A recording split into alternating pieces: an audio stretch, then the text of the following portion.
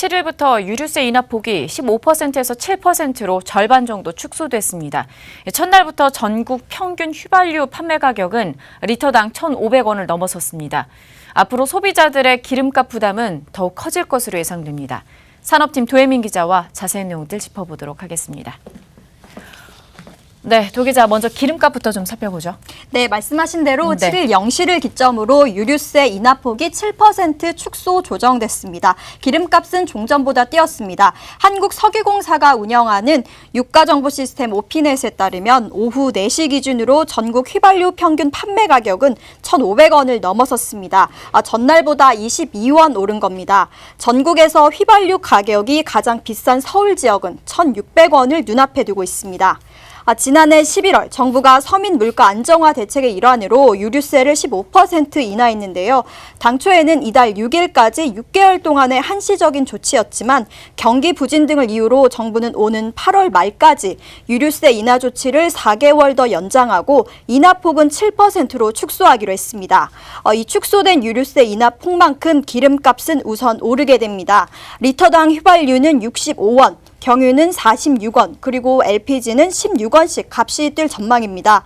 다만 주유소 재고량에 따라서 반영 시점에는 차이가 있을 수 있어 소비자들의 혼란이 예상됩니다. 여기에 최근 국제유가 상승세의 영향으로 국내 기름값이 2달 넘게 오르고 있다는 점도 소비자들의 부담감을 가중시키고 있는데요. 지난해 유류세 인하를 판매 가격에 즉각 반영했던 정유사들이 이번엔 세금 인상분을 천천히 반영하겠다는 입장입니다. 정유사들이 각 직영 주유소 위주로 시장 상황 등을 감안해서 세금 인상분이 서서히 반영될 수 있도록 노력하기로. 그런데 정유사들이 조정할 수 있는 직영 주유소는 좀 많지 않습니까? 네, 많지 않은데요. 네. 전국적으로 1만 곳이 조금 넘는 주유소 가운데 직영 주유소의 비중은 10% 정도에 불과합니다. 또 대부분을 차지하는 자영 주유소들이 자체적으로 가격을 책정하기 때문에 가격은 정유사들의 예상보다 좀 더 빠르게 그리고 높게 오를 것을 보이는데요. 최근 어린이날 등의 영향으로 연휴의 영향도 기름값에 영향을 줍니다. 네. 나들이 객이 늘면서 평소보다 주유를 하는 인원이 늘었고 휴일엔 석유 제품을 배송받지 못하는 이유도 더해지는데요. 이 같은 이유로 주유소 내 재고량이 빠른 속도로 소진되면서 국내 기름값은 예상보다 빠르게 오를 것으로 보입니다.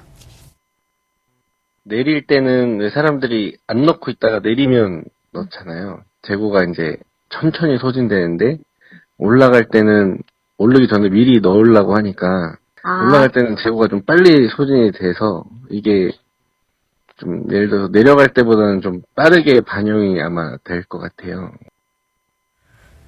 네. 국제유가가 좀 오르고 있는 이 시점에 어떻게 보면 유류세 인하폭이 줄어들게 되면서 소비자들의 좀 부담이 좀 가중되고 있는 모습인 것 같습니다. 오피넷이나 포털 사이트를 통해서 주변에 저렴한 주유소를 찾는 등 여러 가지 운전자들의 좀 대비가 필요하지 않을까 싶은데요. 지금까지 도혜민 기자와 함께했습니다.